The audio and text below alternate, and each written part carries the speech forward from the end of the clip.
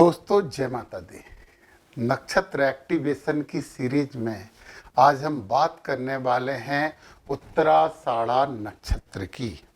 उत्तराषाढ़ा नक्षत्र के एक चरण में होती है धनु राशि, बाकी 3 चरणों में होती है मकर राशि। यदि आपकी धनु राशि है तो ओम श्रीम देव कृष्णाय ऊर्ध्वदंताय नमः इस मंत्र को कंठस्थ कर लीजिए और जब भी मौका मिले इसका जाप करिए, आपको शुभता प्राप्त होगी।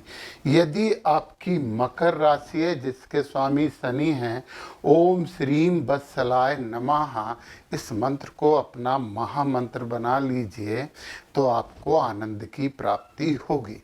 अब हम बात करेंगे उत्तराषाढ़ा नक्षत्र की। ऐसा है कि नक्षत्र हमारे ऊपर राशियों से कहीं बहुत अधिक प्रभाव डालते हैं।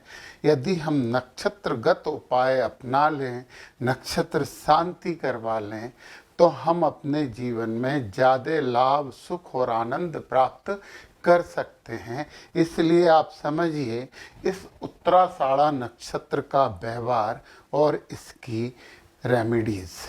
तो उत्तराषाढ़ा नक्षत्र के स्वामी ग्रह सूर्य होते हैं।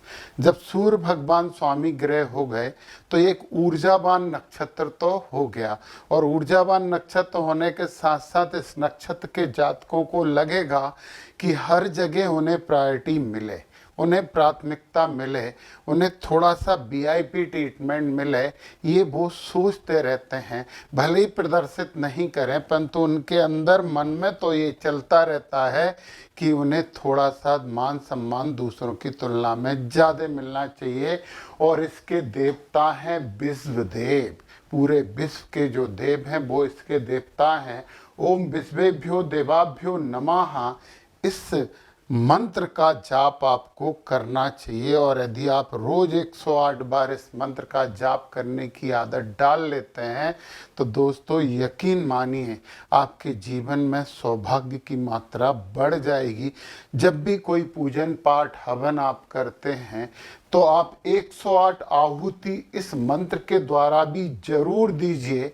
और जो हवन आप कर रहे हैं उसमें जो होम पदार्थ है उसमें तिल, यव, मेवा जरूर होना चाहिए। पंचमेवा डाल लीजिए और इसके अलावा जितनी भी चीज़ें डाल सकते हैं वो डाल लीजिए, उसकी कोई समस्या नहीं है, परंतु तिल, यव और मेवा जरूर होना चाहिए। और जब आप हवन कर चुके हैं तो तिल पदार्थ और खीर ये बलि पदार्थ के रूप में इनका उपयोग करिए। और दान, भोजन का दान आपके लिए बहुत शुभ है।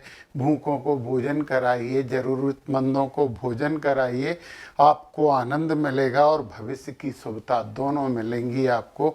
तो ये काम जरूर कर लीजिए। नक्षत्र वृक्ष है बट वृक्ष, बरगद का पेड़, वैसे ही बहुत अच्छा वृक्ष होता है। इस पेड़ की सेवा कीजिए, पूजा कीजिए, परिक्रमा कीजिए। और जब भी कोई समस्याएं, बेचैनी, मानसिक अशांति महसूस करें, थोड़ी देर जाके कहीं बड़ वृक्ष के नीचे बैठ जाइए, आपको सुकून मिलेगा, आपको किसी चिंता का हल मिल जाएगा, आपको सल्यूशन मिलेगा। आप एक बार तो इस चीज़ को अपना कर देखिए। अति मित्र जो नक्षत्र है वो पूर्वाषाढ़ा है, और पूर्वाषाढ़ा का पक्षी होता है डक, बदख। अपने घर में बदख का फोटो जरूर लगाइए। और कपास मूल की जड़ी, कपास मूली बोला है, जड़ी क्यों, कपास मूल अपने पर्स में जरूर रखिए। ये आपके पर्स को भरा रखेगी और आपको शांति देगी, आपको प्रगति देगी।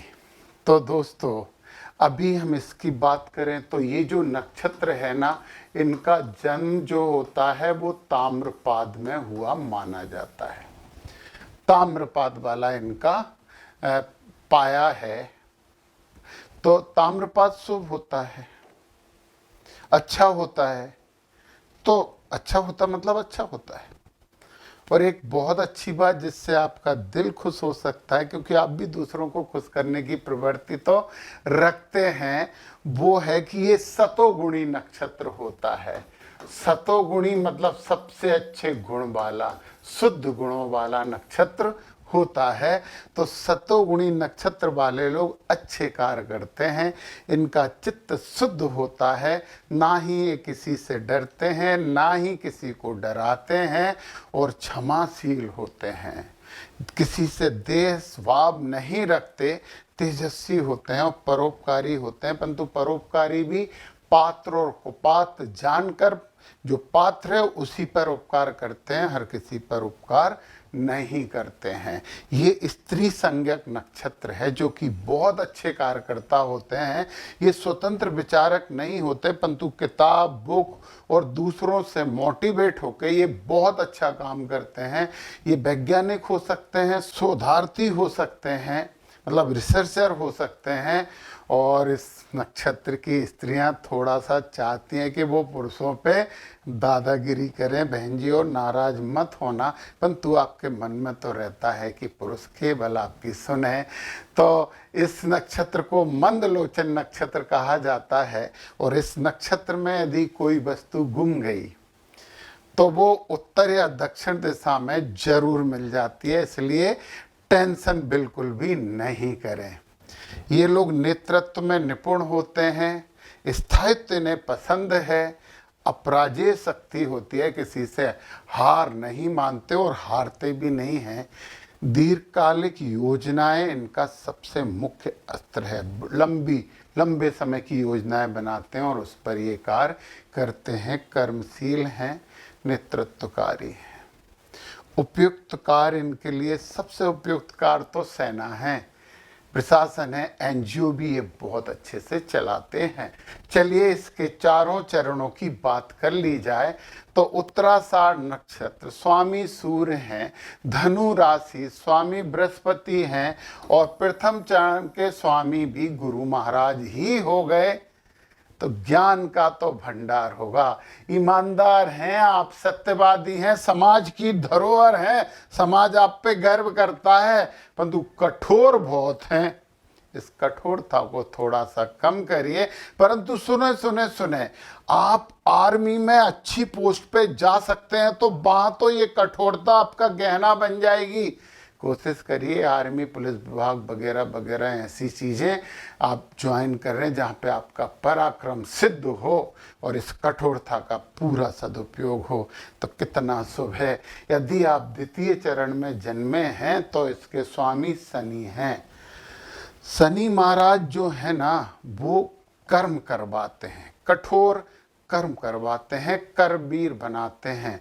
इनका मुख्य उद्देश्य होता है लक्ष्य प्राप्ति। अर्जुन को जो चिड़िया की आंख दिखी थी ना, इन्हें भी अपना लक्ष्य वैसे ही दिखता है और लक्ष्य प्राप्ति की ये सतत कोशिश करते हुए लक्ष्य को प्राप्त कर लेते हैं। शक्तिशाली होते हैं, इनका कम्युनिकेशन, संचार, बोल चाल बहुत कुशल इसमें होते हैं और बड़ा सोच कर बोलते हैं।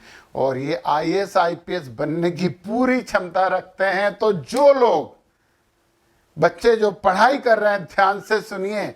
यदि आप उत्तराषाढ़ नक्षत्र के द्वितीय चरण में जन्मे हैं और आपकी राशि हो गई है मकर, ये भी शनि प्रमुख राशि होती है, तो आईएएस आईपीएस वगैरह वगैरह के एग्जाम की तैयारी शुरू कर लीजिए। बहुत ज़्यादा संभावना है कि आप कलेक्टर बन जाओ, आप एसपी बन जाओ, एक्सेप्टा आईएएस आईपीएस बन जाओ, सीधी सी बात है। और यदि आपने इस नक्षत्र के तृतीय चरण में जन्म लिया है, इसके स्वामी भी शनि ही है, राशि मकर आ गई है। आप बहुत सामाजिक होते हैं, उदार हृदय होते हैं, आप गायक और कलाकार बहुत अच्छे बन सकते हैं और बड़े धैर्यवान होते हैं। सबसे बड़ा गुण तो धैर्य का होता है। समाज से जुड़ जाइए। आपका जन्म समाज सेवा के लिए हुआ है, समाज के नेतृत्व के लिए हुआ है और समाज को प्रगतिशील करने के लिए हुआ है।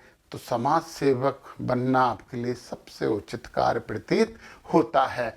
और यदि आपने चतुर्थ चरण में जन्म लिया है, राशि मकर है, स्वामी गुरु हैं, नक्षत्र स्वामी सूर्य हैं, तो आप आदर्शवादी होते हो, भावुक होते हो, संवेदनशील होते हो, आध्यात्मिक भी तो हो आप, सलाहकार बहुत अच्छे होते हो। दूसरे जातक सुन लें यदि देख रहे हैं तो उत्तराषाढ़ नक्षत्र के चतुर्थ चरण में पैदा हुए जातकों से सलाह जरूर लीजिए। धार्मिक तो आप हैं ही, किसी यूनियन के लीडर बनने की आप में क्षमता है तो यूनियन को आप लीड करिए, ये आपके लिए सबसे अच्छा गुण है और इसी को आप करेंगे तो आप बहुत सफल होंगे। तो बहुत अच्छे नक्षत्र की बहुत अच्छी विशेषताएं मैंने आपको बताई हैं। अब कर्म बहुत महत्वपूर्ण होते हैं, परिवेश बहुत महत्वपूर्ण होता है। तो परिवेश और कर्म इन्हें संतुलित कर लीजिए, सब कुछ ऐसा के ऐसा मिलेगा। जय माता दी।